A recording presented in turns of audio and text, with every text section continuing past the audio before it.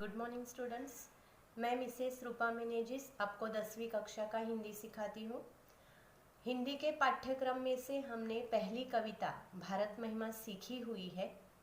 उस कविता का स्वाध्याय आपको अपनी किताबों में लिखना है। वैसे हिंदी के लिए हम हर साल 200 पेजेस की लॉन्ग बुक यूज़ करते हैं। अगर आपके पास वो बुक अवेलेबल है तो आप उस नोटबुक में आपका स्वाध्याय लिख सकते हैं। अगर वो बुक आपके पास अवेलेबल नहीं है तो आपके घर में जो भी बुक आपको मिले उस बुक में आप अपना हिंदी का स्वाध्याय लिख कर रख सकते हैं। सिर्फ आपको याद रखना है कि जब आप परीक्षा के लिए तैयारी करोगे तभी आपको वो पूरा स्वाध्याय एक साथ मिलना चाहिए।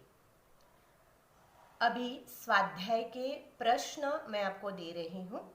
उस प्रश्न के उत्तर जो है, पूरे प्रश्न के उत्तर आपको आपके टेक्स्ट बुक में पाठ्य पुस्तक में मिल जाएंगे।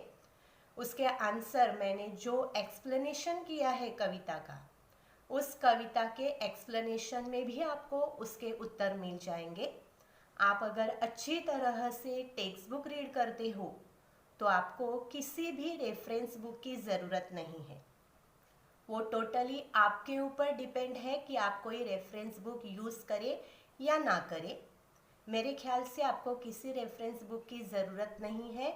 हर एक प्रश्न का उत्तर आपको आपकी पाठ्य पुस्तक में मिल जाएगा और मैंने जो एक्सप्लेनेशन किया है उसमें भी आपको उत्तर मिल सकता है। कोई प्रश्न ऐसा नहीं है जिसका उत्तर आपके पाठ्य पुस्तक में न हो। इसलिए आपको रेफरेंस बुक चाहिए तो आपके ऊपर डिपेंड है कि आपको वो खरीदना है कि नहीं खरीदना है। असाइनमेंट के लिए मैंने यहाँ पर पद्यांश की 8 पंक्तियाँ दी हुई है। उसमें से उस पंक्तियों के ऊपर मैंने पहला प्रश्न दिया है, आकृति पूर्ण कीजिए। प्रश्न है, पद्यांश में प्रयुक्त 2 देशों के नाम। मतलब आपके इस पद्यांश में जो 2 देश के नाम आए हुए हैं वो नाम आपको लिखने हैं। नेक्स्ट प्रश्न है, पद्यांश में से शब्द ढूंढकर लिखिए। मतलब यहाँ पर मैंने जो शब्द दिए हुए हैं उस शब्द के लिए कौन सा शब्द आपके कविता में आया है, पद्यांश में आया है, वो आपको लिखना है। एग्जाम्पल मैंने आदत शब्द दिया है, आदत शब्द के लिए टेव शब्द आया है, वो आपको लिखना है। नेक्स्ट प्रश्न है, सही विकल्प चुनकर लिखिए। इसके लिए आपको रिक्त स्थान के जैसा लिखना है। मैंने वहाँ पर ऑप्शन दिए हुए हैं, जो शब्द सूटेबल है वो लिखना है आपको। नेक्स्ट प्रश्न मैंने दिया है, पद्यांश से ऐसे 2 प्रश्न तैयार कीजिए जिनके उत्तर निम्न शब्द हो।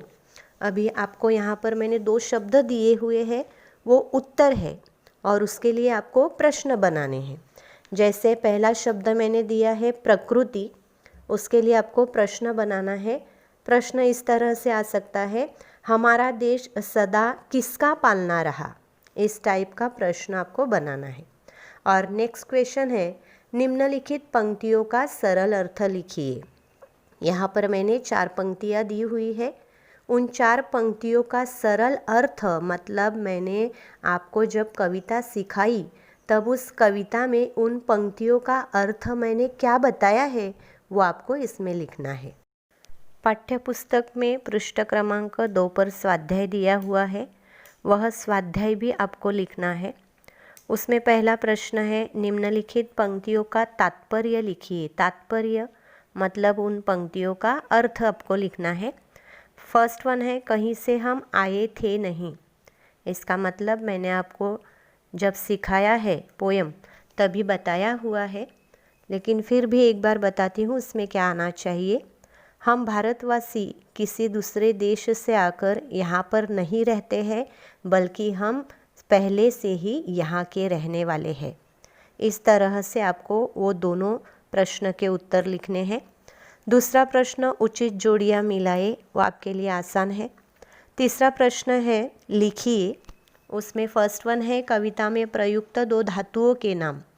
अभी यहाँ पर आपके टेक्स्ट बुक में जो धातुओं के नाम दिए हुए हैं, जैसे लोहा, सोना वगैरह रहता है, वो नाम आपको लिखने हैं।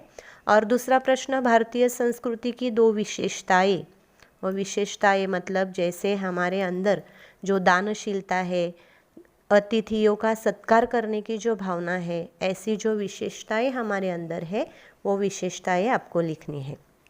उसके बाद प्रश्न 4 और 5 जो दिया है उसका उत्तर आपको नहीं लिखना है, क्योंकि ऑलरेडी 4th क्वेश्चन जो है वहाँ पे भावार्थ लिखने के लिए दिया है। वही मैंने आपको असाइनमेंट में दिया हुआ है, पंक्तियों का सरल अर्थ लिखिए। और प्रश्न 5 जो है पद्य विश्लेषण, वो अभी अपने पोर्शन में नहीं है। नए पोर्शन के हिसाब से, नए पैटर्न के हिसाब से वो उसमें से निकाल दिया गया है।